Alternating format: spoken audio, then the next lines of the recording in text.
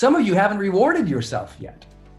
And there's a difference between a reward and a coping mechanism. And you need to learn the difference. Let me give an example, very simple one. Let's take an example of a tub of ice cream, okay? Some of you all knocked down a tub of ice cream watching some Netflix, and that was not a reward, that was coping. You went to it. It was automatic. That was a reach for comfort. That's coping. I need you to know that distinction in your mind and go, no. What's my reward? Because a reward follows effort, follows completion, follows a sense that, oh, I earned this thing. Welcome to your coaching session. I'm pumped because this is that time of renewal. This is that time of energy. This message today, like you're catching me on a day, I'm super fired up. So have you ever been motivated and driven and really excited about something and then something technical happens and that motivation and that drive and that excitement turns to like, I'm gonna kill everything. I don't know if you've ever had that before, but that was my experience about 15 minutes ago. Today, you're gonna notice a big shift in my energy for you, in my cheering on for you. As the inevitable of life marches on, we gotta find our own rhythm in that, right? And uncertainty is always there. So we've gotta take advantage of our own personal power and say, okay, how am I gonna make this thing my thing? How am I gonna find my way through this process? I really want you to write that down. How am I gonna find my way through this process today? But this is the time to access the future again. Let me tell you about what happens in coping.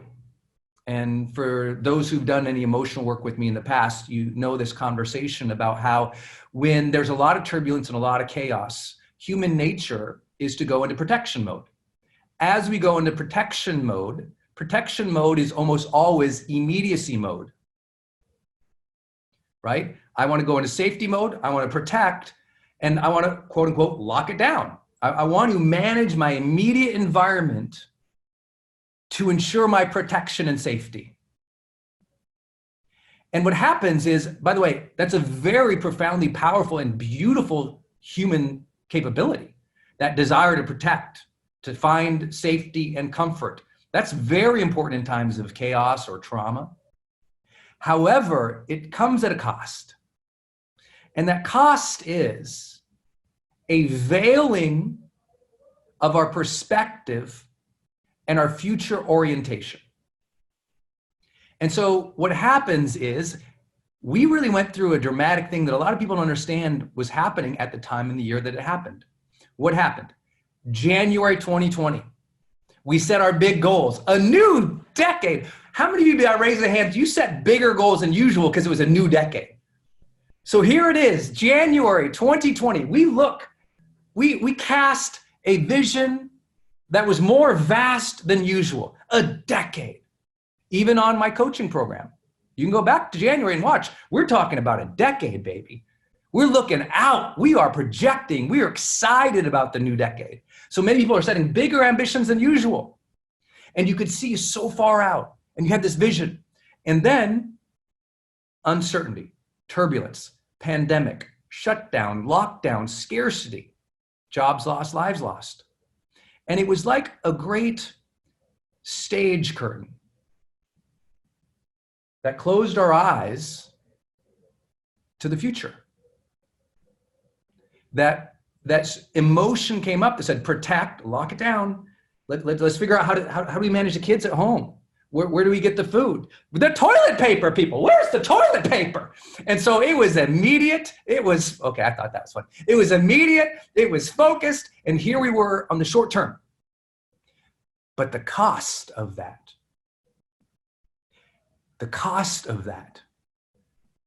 is the emotional energy and enthusiasm that comes from our connection to the future. In the protection that we have, we say things like, I'll wait and see how it turns out. I will wait and see how it turns out. And you heard me caution about this in a prior coaching session with you all. If you're always waiting to see how things turn out, you put your life on pause, and there's an existential dilemma that forms in the human spirit. It says, I don't have anything to look forward to. I really want you to be very thoughtful about this. If you think about your last week, did you connect with things that you could look forward to? I really want you to evaluate yourself. Not like once, not like twice, but let's be honest, in the last 7 days, did you consciously, deliberately, thoughtfully, consistently engage your mind in something to be excited about, to celebrate in the future? See, most of us are trying to manage today. And I want to shout out to you guys. This community, even if you're new to it, you all, I'm so encouraged and so astounded and so honored and amazed by the energy of this group. I am honored, I am privileged, I am thrilled, and I love you guys, and you keep me going too. And I also know that in that demand of being the leader, in that demand of being the role model, so much of it is just like that block and tackle of the daily win. We're just trying to win the day. We're just trying to win the day. When it's a struggle, we just want to get through the day. We just want to survive. We want to make sure the kids don't tear each other's arms off. We want to make sure that we got some food in the fridge. We want to make sure the business isn't falling apart. We want to do all we can to care for other people. And however, I want you to recognize a couple concepts today I'm going to teach you about. And you need to always be highly alert to them to have a conscious and deliberate and high-performing life. And there's this thing that happens that I really want you to, I'm going to show you a couple cards, and you take a screenshot of them if you want. Grab your phone and take a picture when I show you the cards if you're new to the community. Hashtag them up all over the internet if you would, HPX Life. But I really want you to get this. I really want you to tune into these distinctions because I want you to check in right now. I want you to check in where we're at, and then we're going to build towards the future. This first idea, when you go into protection, when you go into caretaking, when you go into managing the energy of everybody else and just hoping to make it through the day, what happens is enough days of that and disconnection from the future, this dichotomy starts happening, this challenge, this thing here. Dread versus excitement. Even great leaders can start to feel dread about the day. Ugh, now I'm gonna have to go manage more complaints from other people. Ugh, I'm gonna have to manage the attitude of my snarky husband. Ugh, I'm gonna have to deal with that grumpy person over here. Ugh, I gotta answer all those emails. Ugh, so even in the context of abundance, joy, the good positive energy you can have, when every day can start to feel a little Groundhog Day, it can start to feel like dread. Even Bill Murray, one of the most fun people on the planet in Groundhog's Day, starts to have dread. And I want you to be attentive to your energy over these last 7 days. How many days did you feel a little bit of dread? And I want to share with you, it's okay because you might not have been aware of that dread. It's not about your life. The dread's not about the kids. It's not about the husband. The dread's not about your health. The dread that comes, that existential dilemma that comes in times of turmoil, is actually not anything happening right now. It's a disconnection from the future. Sometimes we get it wrong. We think everything around us is wrong. Actually, we just don't have a connection. We don't have something to be excited about. When we don't have something to be excited about, when we don't have that compelling future, that thing to look forward to, that thing to celebrate, that thing to be excited about, the week, the day feels like a slog, even when it's good. Even when it's good. You got a good husband. You got a good job. You got some money coming in from the business. You got good opportunities. But in times of crisis, when it feels like a slog, When there's dread there, it's not that the opportunities or the husband or the kids or the house is wrong. Sometimes you lost connection with what to look forward to. And that was the missing thing. That was the piece of psychology. I mean, I know, because I've talked with many of you, and we've been doing these lives. I know that sometimes you're just dealing with the stuff right now. And so how are we going to win the year? Today's a pivot. Today, you are going to design back into your weeks, back into your months, and back by the end of this year, you are going to design into your days on purpose, visualization of the future every day. Visualization of the future every single day. Just as you might meditate every day, I want to turn that into a purposeful, deliberate visualization of something that you are excited about, you are thrilled about, you can't wait to happen. I don't care if it's next week. I don't care if it's a big thing or a small thing. We've got to find those things. And there's this, that's life, you're dealing with these things. You're like, and dread. We need to build in excitement. We need to build in anticipation, optimism, thrill, adventure. We need to build those things back in. That's how you are going to win this year. You're going to make a pivot right now to institute a new protocol of daily connection with the future. That's your new protocol. Daily connection. Not just listen, this is different than just writing a goal down.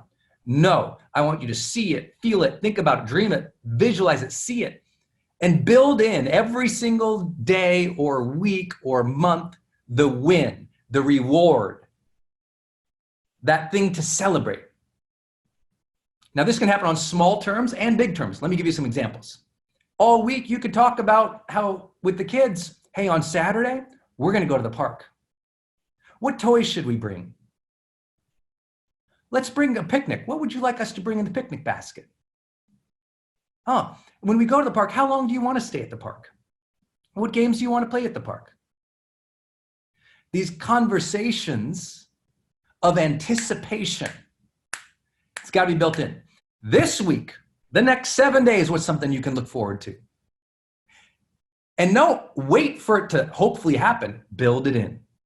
You got to build in the rewards, the vibrancy, the adventure, the fulfillment, the daily connection of conversation with your spouse, with your partner about something coming up.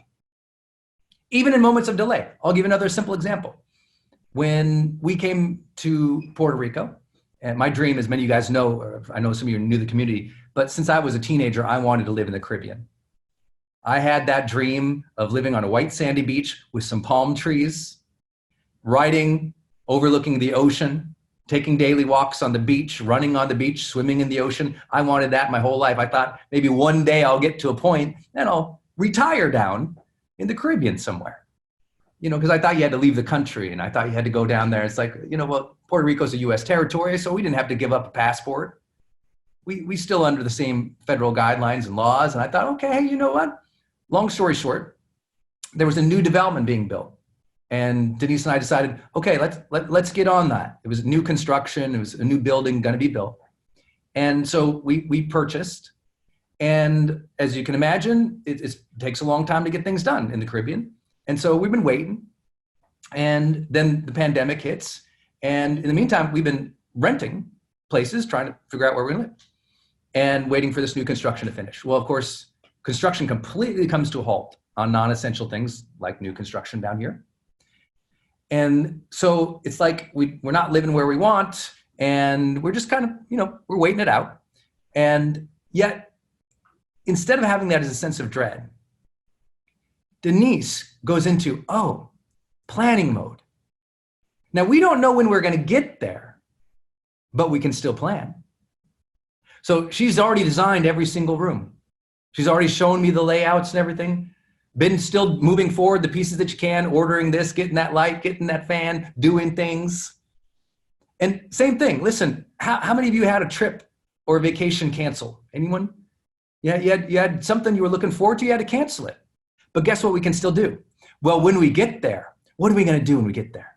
So we're still researching what are the cool activities we'll do when we go there? What are the adventures we'll have when we go there?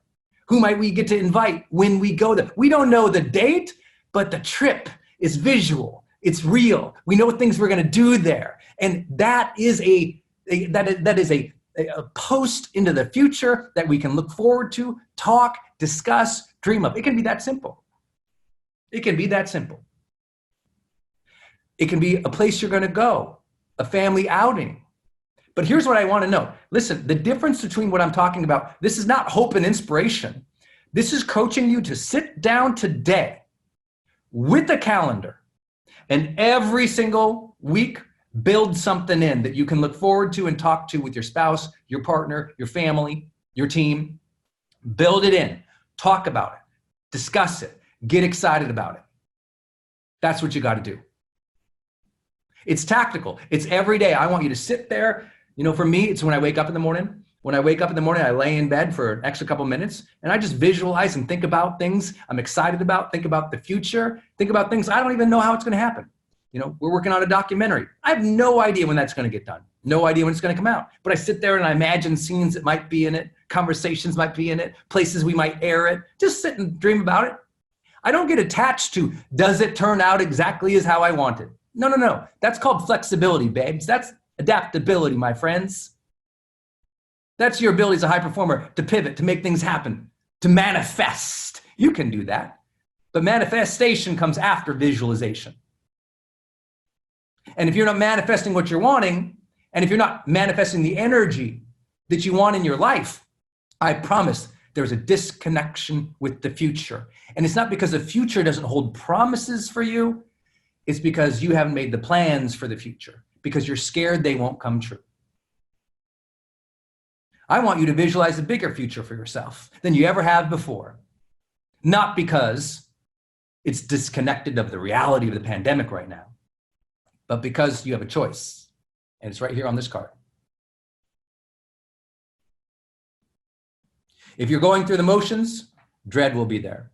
If you're not visualizing the future, dread will be there. Even if you have good things in the world and you got to do them every single day, dread will be there. But if you build in excitement, and you got to figure out what that means for you psychologically, you got to figure out what that means for you, your family, your spouse, psychologically, emotionally, spiritually. You got to know the answers. I don't know the answers. My job as your coach is give you that prompt, beg you, cajole you, cheer you on, give you that impetus to say, ooh, how do I build excitement back in? Because dang it, I've been in too much protection zone, Brendon. You're dang right. I've been a little bit myopic focused right now to handle things, which is good. When I talk about visualization, manifestations, and hopes and dreams, I don't do it disconnected from reality. I say, if we don't touch base with that future, if we can't see ourselves moving on when we lose family, if we can't see ourselves rebuilding, if we can't see ourselves with a better future, then what's it going to feel like? And who owns the fact that it feels like that? Because we have that choice. Sometimes we just forget the choice, and we forget the ability to build that excitement in, to build that in. Because even in the person who lost family members, they could start thinking about how are we going to honor this person? How are we going to get together to celebrate this person's life? Let's do that. Let's get together and celebrate this person's life. How can we build things, create things, share things together to celebrate this person's life? Oh, I lost my job. Oh, I lost my business. Okay. What can I be excited about starting anew? Because now there's all this white space. What can I learn? I wanted to learn these things. For years, I've wanted to do these specific things. And let me try them now. Let me get excited about those things. I'm not saying that the loss isn't there. And I'm not saying detach from the loss, be unaware, try to stuff it down. I'm saying that can be there, and excitement and adventure and joy. The human being is capable of holding extraordinary amounts of emotion, extraordinary ability to expand and feel. Like there's this myth that you can't be, angry and grateful at the same time. I'm like, oh, that person has never studied emotion. Ever. Ever. That's not true. It's not true. It's a nice thought, and it reminds us of a dichotomy, of a choice that we get to make. But we can simultaneously, emotions and feelings, because they do linger, sure you can. Absolutely. I can be grateful that I had my father and mad in the same instant that he's dead. Sad that he's gone. I can be grateful for an opportunity and sad that I'm not capable, ready for it yet. It's okay. We are immense inside. What I'm saying is, it's okay if you feel vulnerable or sad or lost, or you're struggling with capability and coping. And that is also, though, why I encourage you to build in those touch points with the future. There is no way, not a single one of you, that I could not emphasize this enough with. I could do 4 more hours on this topic, and I would happily do that, but I have more cards to share with you. But the most important thing I can share with you right now is your reorientation must shift now back to the future. You've got to put those daily touch points in. You've got to have that weekly thing. I cannot emphasize, like, there's energy in me because I can still see the future. It is your responsibility in your family, as the leader of your family, to imbue the future back into the family's conversations at dinner. With the team, where you've been talking about all the pivoting and how we're going to handle and what we're going to do and what we're going to launch, put it back in the conversation about the things to look forward to, the milestones that we are going to reach and celebrate. So how do we do this tangibly, Brendon? Well, I think there's 4 major areas that you should know about yourself, and then I'll tactically lock in a few ideas for you, okay? Simple things. There's 4 things I want you to know about yourself. You can take a screenshot, take a picture. 4 things. I want you to know, how do you feel these things? How do you feel rewarded? How do you feel rewarded? How do you feel appreciated? How do you feel fulfilled? How do you feel fired up? 4 things. Number 1, how do you feel rewarded? Number 2, how do you feel appreciated? Number 3, how do you feel fulfilled? And number 4, how do you feel fired up?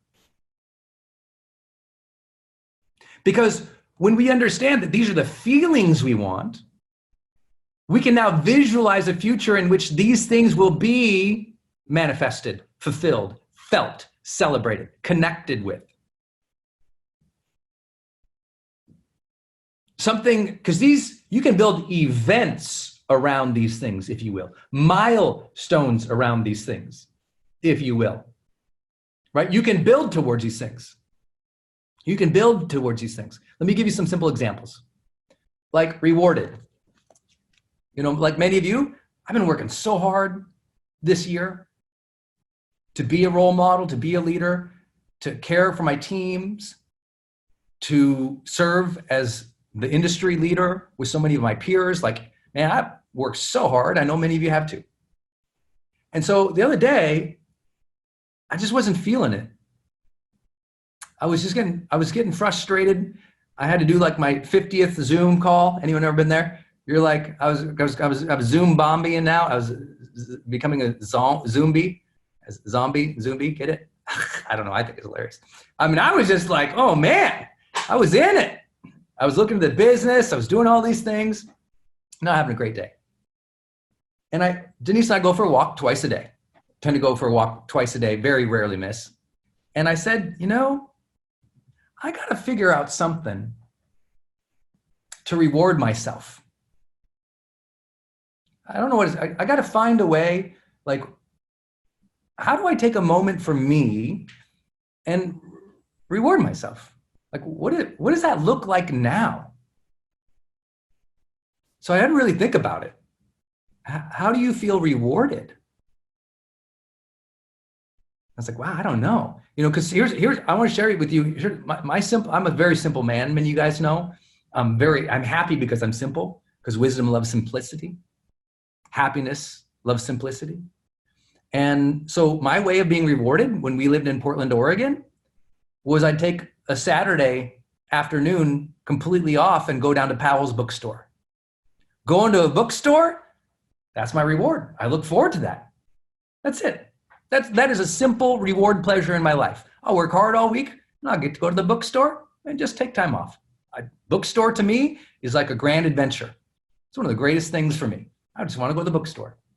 How will I have a way to reward myself when we earn more, achieve something, survive? Some of you haven't rewarded yourself yet. And there's a difference between a reward and a coping mechanism. And you need to learn the difference. Let me give you an example, very simple one. Let's take an example of a tub of ice cream, okay? Some of you all knocked down a tub of ice cream watching some Netflix, and that was not a reward. That was coping. You went to it. It was automatic. That was a reach for comfort. That's coping. I need you to know that distinction in your mind and go, no. What's my reward? Because a reward follows effort, follows completion, follows a sense that, oh, I earned this thing. So what could you build in to reward yourself more often than you have in the last 60 days, my friends?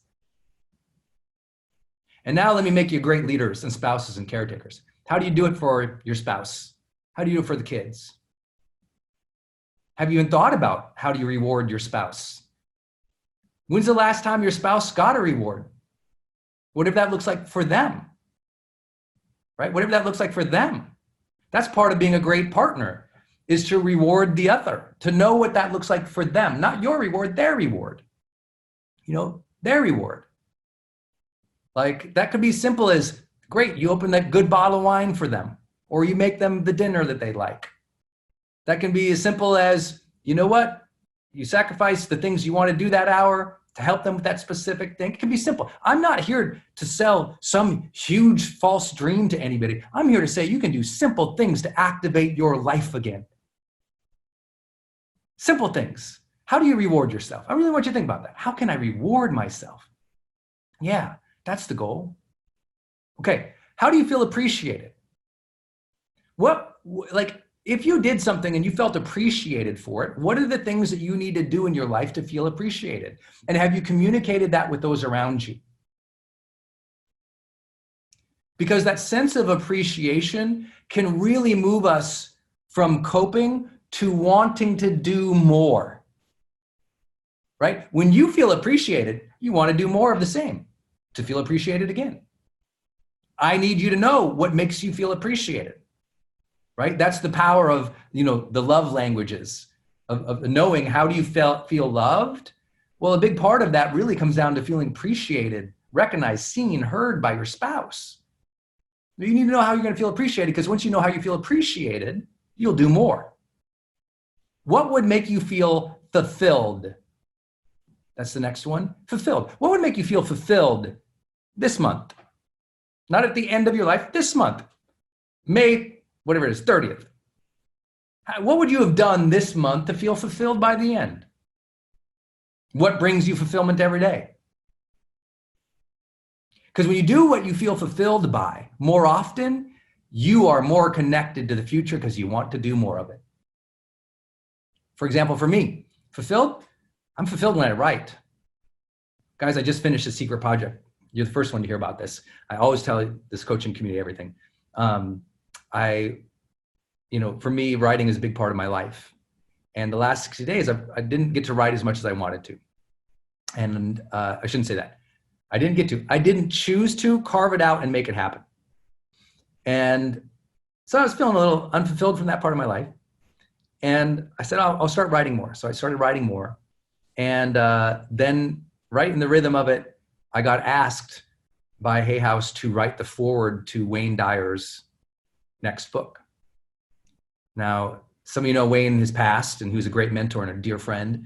And Wayne's like a superhero of mine, and he passed away now, 4 years ago or something like that. It's crazy. So anyway, got asked to write that, which was a super hard project, because how do you do that? It's posthumous. I think I'm saying that right. So it's book after he passed. How do I write and introduce the next book? And so it was a hard project. And I just said, you know what?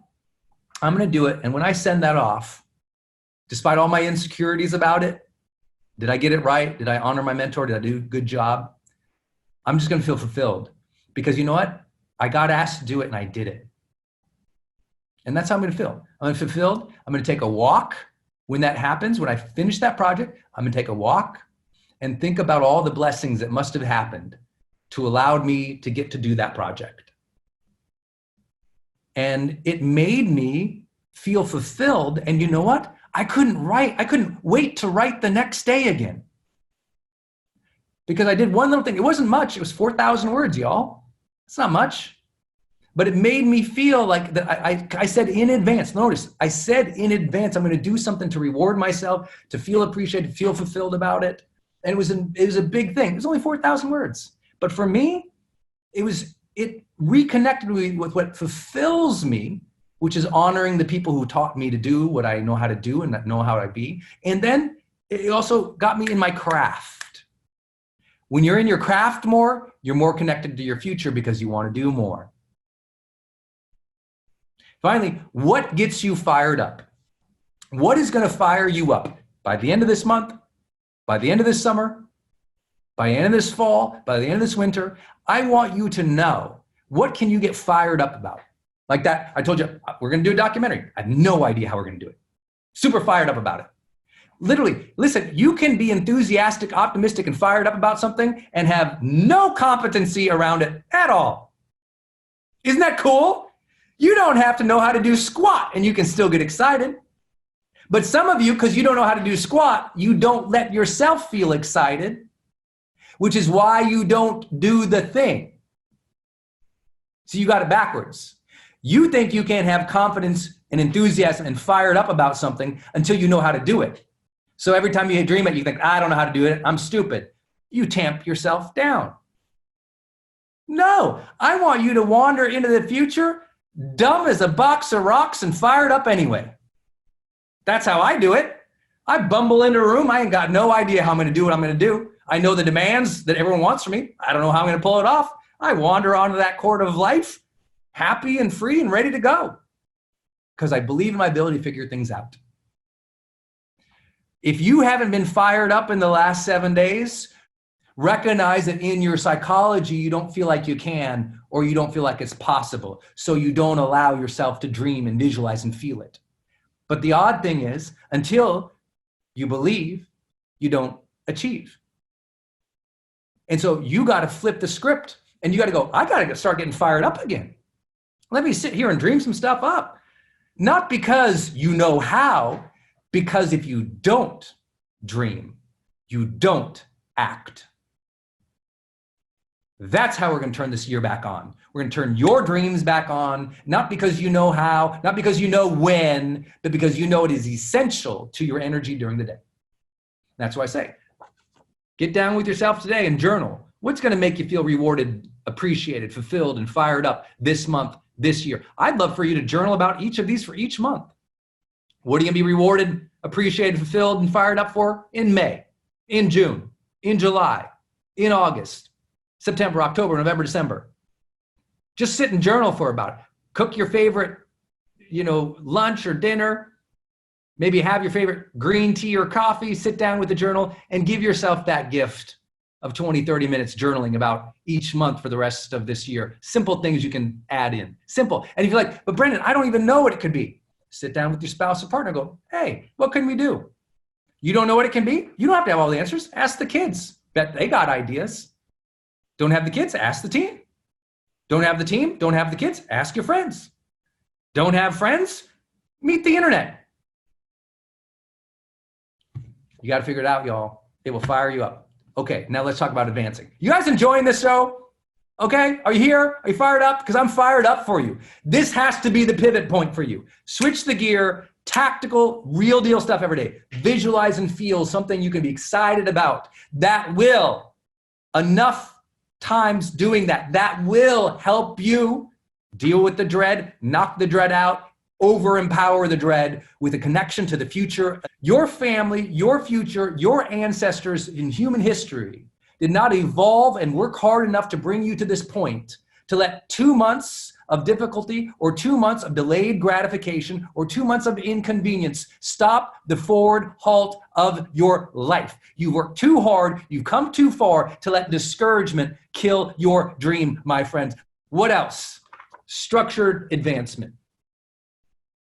In high performance, we don't luckily get ahead. We structure our own advancement. We structure it. What does that mean? For those who are new, I'm going to come back to this. And for those who have been here with me a long time, you know what I'm talking about right now. Structured advancement. What does that mean? You've heard me say things like this in the past. I need you to have those monthly goals. I need you to have that Friday finisher list. I need you to have that planner working every day. I need you to have that quarterly goal achievement celebration. So we walk through those things. We need that monthly goal. If you don't know where you're heading by the end of this month, you didn't do your goal session at the first of the month. First of the month has to begin with forecasting, planning, dreaming, visualizing for the month. It can be as simple as, okay, this month, I'm going to take my energy up 2 notches. Here's how I measure myself. Or it's going to be, I'm going to achieve this project. I'm going to fill that thing. I'm going to get that thing done. I'm going to reorganize the house, reorganize the shelves. Whatever it's going to be. You just need to, I don't need to know. You need to know. Every month, I need you to reestablish your monthly goals. That might be something beautiful to sit down and give yourself that same gift as you're figuring out what's going to reward, fulfill, appreciate, get you fired up. Make your monthly goal list for the rest of the year. Just having that look forward to. That's structured advancement. What else is structured advancement? Filling out your planner for the week and for the day. Having the discipline to do that, even when you're like, nothing's changed, Brendon. It's Groundhog's Day. Great. Fill out the dang thing. I don't feel like doing it. Fill out the dang thing. You got to do your planner so that you're connected to thinking about the future. I love planners because it forces you to think about the future. When you are forced to think about the future, you're more connected to it, even if it's not as big as you want yet. That connection, that's survivability. That connection is where the thriving happens. That connection is where your motivation is. Remember the Friday finisher? What's a Friday finisher? Friday finisher is a list of things that you will finish by end of day Friday each week. That if you finish that by the end of day Friday, you feel good. You feel fulfilled. You feel happy for the week. It's not what people do with their planner is they just go, well, here's the things I guess I have to do. I'm like, no. At the end of day Friday, that's how you set a real goal for the week. What has to happen by the end of day Friday for me to feel great about the week? Friday finisher is a list of things that says, these things, if they happened this week, I feel great about the week. That's how I always feel like I'm winning. I'm hitting my Friday finishers. Listen, I'm not perfect, y'all. There's plenty of times there's something on my Friday finisher list. I didn't complete the whole Friday finisher list, but I made 2 or 3 or 4 of them and I feel good. See, by Friday finisher, it's almost like a mental thing that says, I did that. Good job. The more you say, I did that, good job, the more your internal sense of competency is activated. You see? If you don't hit a goal and sense it and reward it, your competency doesn't hear it. Your confidence doesn't grow. In our psychology conversation, it means your achievements are not integrated into self. That's why you have a lot of people who've succeeded a lot and are still so self-conscious and lacking confidence because they never integrated the wins. If you don't integrate the small wins, that's why you don't have big dreams. If you didn't integrate the small wins, it's why you don't have more confidence. If you didn't integrate the small wins, it's why your identity or your personality feels smaller than you really are. And so that's what the Friday finisher list. People say it's such a simple thing. I go, oh, there's some complex psychology there. That Friday finisher list, that's some complex psychology that taps your identity, taps your competence, taps your confidence, taps your sense of appreciation and forward momentum in the world. Did you know what you were marching towards this week? Did you have your Friday finisher list? If you didn't, you wandered through the week and hoped for it. If you did, good job. Don't finish a Friday wondering how life is going. No, have your Friday finisher list. That's structured advancement. Monthly goals, Friday finishers, daily plans, and those quarterly goals. Like a quarterly goal. Listen, what I'm telling a lot of people is like this idea. I'm going to switch to another card here for you guys. This is what I'm telling. It's like, okay, we're starting this next quarter. And what I'm telling a lot of people is like the fall is a quarter, right? The end of this year, there's going to be some there's going to be like things happen each quarter, and you want to have an idea about them. And what I'm telling all you entrepreneurs out there, all my friends in business or who have a significant lever in a business to serve, I want you guys to think about this idea. I'd love to challenge you to do this. A summer build and a fall launch. A summer build and a fall launch. Many of you probably have already done this or thought about this. Okay, what do I mean by that? Well, listen, if you're an entrepreneur or business owner, you're a builder. Your brain needs to go, what are we going to build? What are we going to create? Creators in the room, like you have that creativity, that creative edge, and we got to get you excited to build something in this next quarter. So I'm going to kind of allow me to draw some fuzzy borders around an actual quarter and just call it the summer. The summer. Right now, I'm writing my next book. Comes out mid-November. Really excited about it. I'm going to build all summer, going to build the campaign around that, launch that in November. Super excited, ready to go, pumped. Don't know how, got to do it. Like the summers, I love summers, right? And I know a lot of people detach and vacation, do those things, do those too. But see, there's a difference between, a lot of people go, well, I have a vacation, and they throw away the whole 3 months of the summer. No, you got 3 months. You can't wait. And if you keep waiting, guess what? You won't be the standout. But if you build over the summer, my friends, when everyone else is waiting, if you build over the summer, my friends, when everyone waits another 2-3 months, they waited 2 months, they waited 5 months, but you built and you launched in the fall, because most people are going to be building and re-engaging at the end of the summer. And it's going to take them 1, 2, 3 months. Everyone's going to wait, and they're going to be building in that August, September, October, November mode to release in January because they waited too long. The standouts build in the summer will launch this fall. I'm calling it. That is my personal forecast, which I usually don't do. But I'm just here to say, be the standout. And why? What is that? Because you know what that does? That fires you up. You're going to plant, seed, and the harvest is going to come in the fall. You're going to get at it right now. That's the most important thing I can share to win this year. Structured advancement means, okay, let me get that battle board going. Let me figure out what happens in June, what happens in July, what happens in August. Great. When do we launch? Is it September, October, November, December? I don't care what month you pick, but I need you psychologically to be committed to, I need that summer build. And if you can look forward to that, you're like, Brendon, just turn me back on. Thank God. Because all I was thinking about was where the groceries were and can I get the kids on the Zoom? No, we need to build again. Creators, those of you who are built for that creative impulse, please be very thoughtful and hear me here. You've been managing a lot. And when a creator has to manage a lot and they don't simultaneously, deliberately, consistently engage with the future, they get the dread, they lose the excitement. So I'm pumped to hear what this community is going to do.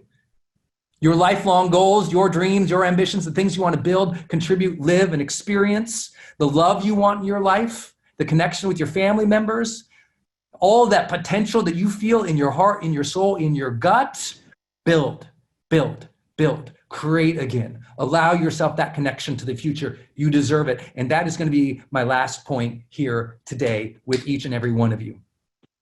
I asked something of this community in March.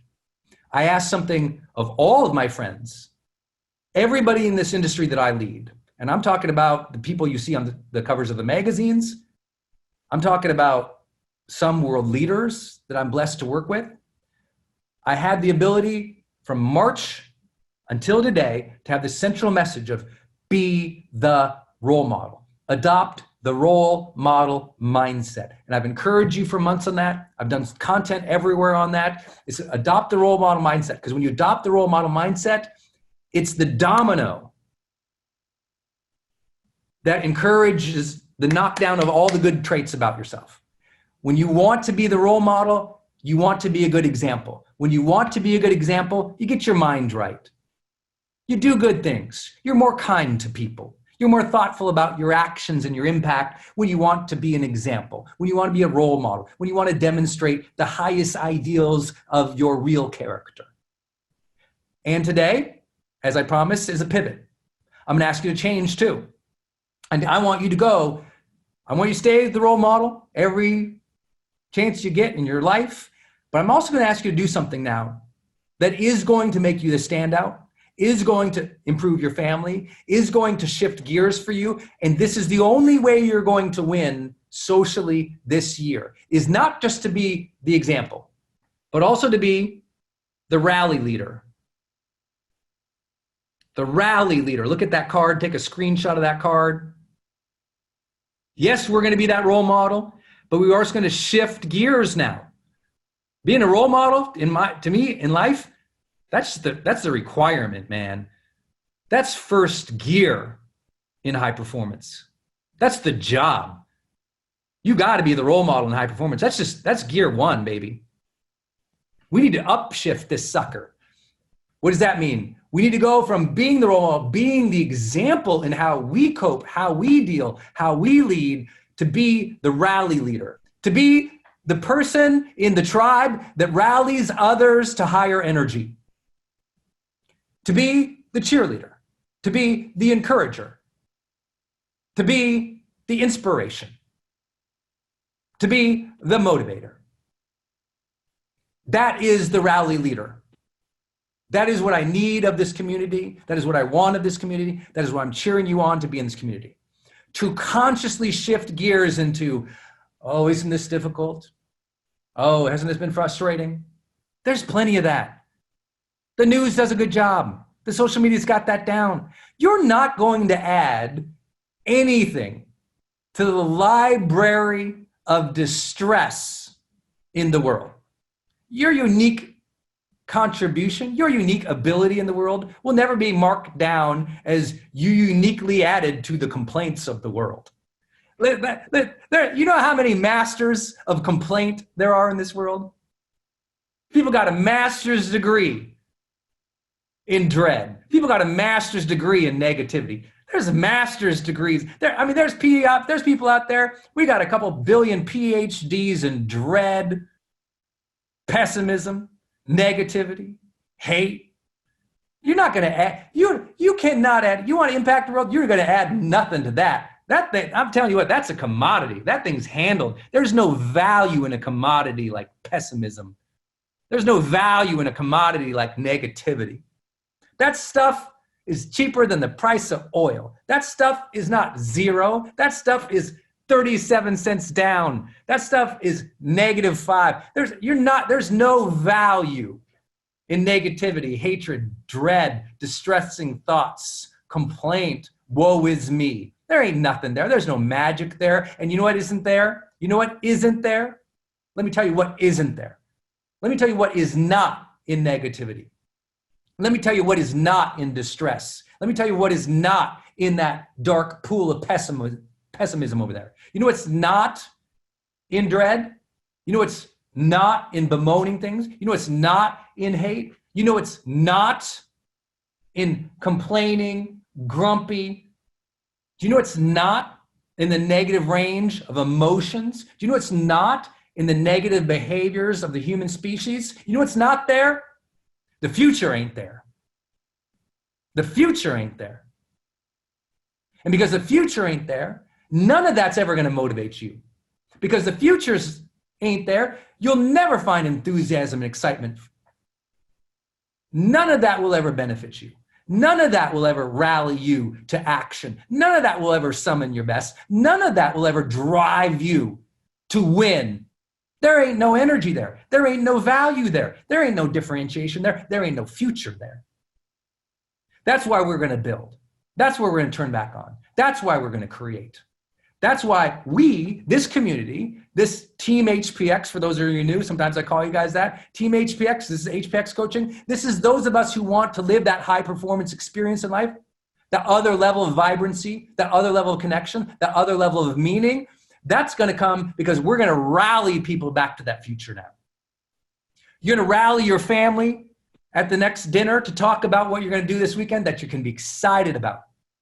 That next Zoom call, when it's your time to talk, no, you're not going to talk about management no more. You're not going to talk about the details no more. Sure, get that done. That's the housekeeping. And then you're going to rally people towards things to be excited about, towards things to get behind, towards things to build, towards things to turn this economy, this dread, this pessimism, this negativity, this fear, this uncertainty, this sadness. You're going to be the rally call, the cheerleader. And you know what? People ain't going to like it. People aren't going to like your enthusiasm when there's crisis. People aren't going to like your ambitions when there's shutdowns. People aren't going to like your dreams when they feel dread. And you know what? You can do it anyway. You're going to be the encourager anyway. Because you know what every leader in history had to deal with? Opposition to their optimism. Every great rally leader, opposition to their optimism. Every time you have that dream, someone wants to tamp that down. You're going to be that voice out there. You don't know it, but you're going to be more of it than you ever have your entire life because you're being called for it right now. You would be on something like this if some impulse in you wasn't there that says, I want to serve, I want to rise, I want to lead. And so you will not be quiet, and you will not just manage, and you will not just do detail. You will rally. You will rally your life, you will rally your family, you will rally the people around you, because that's what you're built for. Your ancestors didn't put you right here so that you can just bemoan the opportunities you have been given. Because who thinks there's still going to be inconvenience and fear and loss in the next 8 months, 9 months, 10 years, 100 years? Those are inevitable. Those don't go away in the span of any of our lives. So how will we meet those things? Will we meet those things by backing off our dreams? By letting the kids get down and depressed? By letting the team mope around when you've been given this great opportunity? No. Your birthright was not to mope around. Your calling is not asking you to mope around. We can feel grief. We can feel dread. We can feel uncertain. We can feel sad. Those are 100% allowed. But those don't own us. Those are a range of emotion that the human body and mind and spirit is fully capable of and should embrace and should accept and be aware of and observe, but not own. Not live from forever. Everyone can have a sad day, but if you have a sad month, you need new tools. You need to reach out for help. You need some support. This has been an unprecedented time, but what's not okay is to sit with it and not try to skill up or seek support. Because people have said, Brendon, you can't tell people how to cope. There's no right way to cope. I'm like, oh yes, and I will keep saying it month over month. There's 50 years of this science called, psychology, and this other one called, sociology, and this other one called the medical field. Somehow all those sciences point to a very simple fact. A very simple fact. There are right ways to cope and there are wrong ways to cope. You don't tell me there are right ways. Brendon, you tell me how to cope. Oh, there's right ways, babe. You don't feel comfortable downing a bottle of vodka is not a healthy coping mechanism across any science in the history of the world. So let's not pretend. It's okay to cope. It's okay to feel. It's okay to deal with negativity. But if you're turning towards unhealthy habits, you need to acknowledge where you're at right now. Check in with your emotions. Check in with how you're really showing up. Check in with how you're really serving. Be honest about it. And if you're really struggling, don't get down on yourself. Get pumped to ask for help. Because if you can't be the rallier right now, then find one. If you don't know how to do that right now, ask for help. I'm not asking anybody here to fake it till they make it. If you're struggling, get help. Period. But I'm also here to tell you, you must, even if you feel sad, you must see beyond it. You can feel it. You must see beyond it. You can feel loss and see beyond it. I can feel the grief of a loss in my life, and I've had a lot of it. And I can see beyond it. Not because I'm lucky I can see beyond it, because I'm that guy that lays in bed just a few extra minutes in the morning, and I visualize it, and I see it, and I want it, and I think about it, and I just allow that ambition to come back in. And then when I'm out with people, I recognize their difficulty. And I know I'm a commodity if I add to their difficulty with more depressive thoughts, with more pessimism. I'm lucky, guys. I know I get it. I got a wife who's incredibly supportive. When I get down or I bemoan something, she's going to rally me up. When she's down or bemoan something, I'm going to rally her up.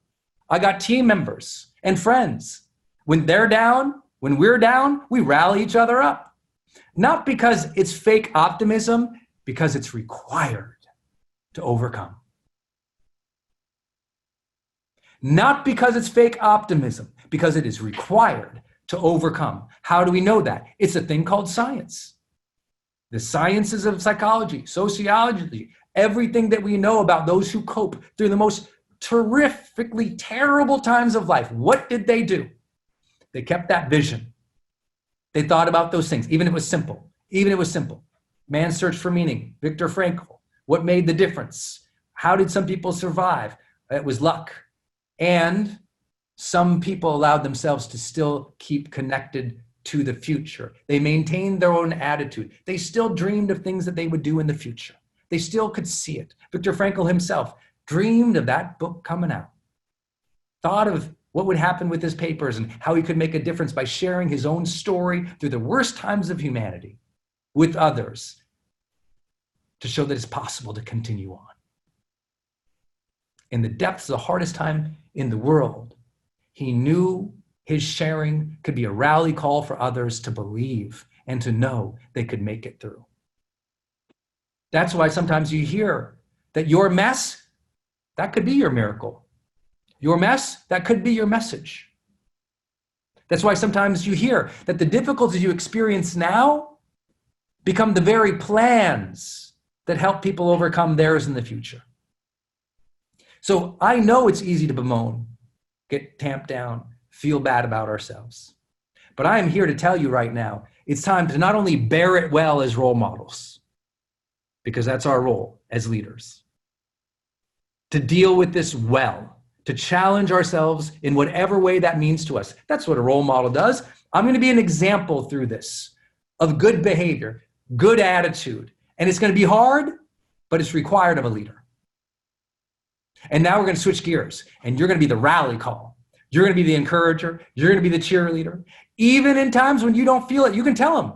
Like I told you, like, hey, there's sometimes, guys, I don't feel like being the rally call person, but I don't believe that my creator, for me, because I believe in God, I don't believe that my God put all these obstacles in my way and all these opportunities in front of me and all the blessed difficulties, losses, challenges, beautiful people, and beautiful experiences for me to quit when it gets hard for 60 days or 90 days or 6 months or 5 years. I don't think my dad fought 3 years in Vietnam, got all shot up and was disabled and had to deal with incredible difficulties the rest of his life for fighting for his country. I don't think that happened so I could sit at home at Netflix and feel bad about myself. No, my dad didn't fight for me to quit when it got hard for 60 days, when he spent 3 years getting shot up over there. I don't think that wherever you live, that the ancestors of revolution in your country caused the revolution to forward progress because they quit when people got sick or when they died on the battlefield. Now, I'm not comparing our times to any other time in history, but I am saying that the same things will happen to pull us through. Those who stand, who become the role model, who become the ralliers. And I know you have seen enough of the vitriol on news. You've seen enough of the complaint on the social media. And at some point, we ourselves as individuals and as Team HPX Life, we must be the rally callers. Who's going to change the tone? Who, if not each of us? Who's going to change the tone and the direction of this planet, of this time, of this species, of this moment, if not each of us? I awake each day in that room over there, and I have the same challenges. I got to keep 200 people employed. I do it. Days I don't want to get out of bed, I'm out of bed. Because I don't believe that I was created, nor did everyone go through the turmoils of the history to make me stay in bed. I owe it to the greats before me to rise up. I owe it. Doesn't mean I don't feel bad. I owe it to my dream. My dream doesn't care if I'm down today. That dream was planted in your heart from your creator or your God, or dumb luck, or spirit, or cosmos. I don't know why. But if that dream was planted in your heart, it was gifted to you to caretake, to water, and to manifest. It was given to you as a gift to protect, even against your own moods. Because you know what great people do? They allow their mood, but they don't let a mood stop their momentum. I can have a bad mood day. It doesn't mean I can't answer 5 emails. I can have a bad mood day. It doesn't mean I can't call somebody, finish that paperwork. I can have a down day. It doesn't mean I lost the week. What has to stop? The bemoaning. What has to stop? The lying around, the quitting. Because the future ain't in quitting. The future ain't in complaint. The future ain't in waiting. It's not there. The future is the thing we must connect with to have that excitement once more. The future is something we must connect with if we are going to be rewarded and appreciated and fulfilled and fired up. The future is only there if we structure that advancement with our monthly goals, our weekly Friday finishers, our daily plans and disciplines to keep us going. The future is there if we build for it, not hope to land in it, if we build for it. Everyone's like, Brendon, I don't know what the fall is going to be like. I go, I know exactly what the fall is going to be like. Fall is going to be what you build in your life to make the fall like. That's what it's going to be like. The fall is in your life. Listen, we don't know what the world will be like at any given time. But the ability to predict 5 months from now in our personal life, that has a tremendous amount to do with our personal actions and attitude each day. A tremendous amount. Hey, what? You could lose the business. You could lose the job. You could lose things. And guess what? Who shows up on the other side of loss? You. The you of today still shows up on the other side of loss, doesn't it? So even if we don't know what happens in the world, you still show up. You will be there on the other side of difficulty, my friend. So who's going to be there? Build that now. You're going to be there on the other side of difficulty. People think, oh, I don't know what's going to happen to me. Oh, I do. You are going to wake up on that next Monday. I don't know what's going to happen if this happens. I do. You wake up on Monday and you are there. Have confidence in that. Have confidence in that. Rally yourself to that. No matter what happens, guess what? I wake up on the other side of that thing. And if you wake up alive with breath on the other side of that thing, you know what you got? You got choice. You got a day. You got a blank chapter to fill in, to scribe that. You get to scribe that last chapters of your days, of your weeks, of your life, of your month. You get to scribe, you get to write that as blank. That page is blank. You get to scribe it. And those words that you fill with it, the attitude, the tone, the direction, the pace, you write that. Even if the last chapter sucked crap. Even if the last chapter ended on the worst note, the worst line, the saddest finish to the last chapter of all time, the page gets flipped, there's a new sentence. You write that new sentence. You write that new sentence. That sentence is there. It's yours to write. Maybe you didn't get to finish the last sentence because she left, he left, they got sick, you got laid off, the business got there, the medical report was terrible. But what's on the other side of that period? The next chapter. You. Take confidence in that. You will show up. Things will fall apart. There will be difficulty in life. Honoring that struggle comes part of realizing you get to wake up on the other side of that. Unless you're dead, you wake up on the other side of that travesty. They don't take away your compassion when they take away your job. They don't take away your resourcefulness when they take away your business. They don't take away your heart when they leave the relationship. You are there on the other side of every single difficulty, and that gives me confidence and that gives me strength. I wake up and I still get a choice. That gives me confidence and that gives me strength. I get to write the next chapter, even if the last one sucked. That gives me confidence and that gives me strength. And so no matter what happens in the next 2 or 3 months, we don't sit around. We start writing the chapter anyway. Even if someone throws in some villain in the middle of that chapter, even if something happens in the middle of the chapter that's a travesty or a tragedy, we are still going to keep scribing and writing and writing and writing our own story. We will keep rallying every time there's a fail, every time there's a difficulty, because what is on the other side of that rally? You waking up in the morning and visualizing what comes next. You waking up in the morning and seeing that future, feeling that future, working towards that future, and manifesting the future. Even if it's difficult or different in the short term, in the long term, the future holds good things for you if you reach for it. And you are stronger than you think. Hey, it's Brendon. I just want to thank you for watching my channel. There's so many other teachings and trainings on this channel, so please enjoy. Thanks for being here. Also, for those who want to go to another level, I have an upcoming Certified High Performance Coach Certification Week. This is where I teach you and certify you to become a world-class life coach. We call them Certified High Performance Coaches. You can click the link in the description right now to apply and to learn about our upcoming certification week. If you want to go to another level as a life coach and you want me to certify you and help you, make sure you click that link and take advantage of it right now. Enrollment is open today.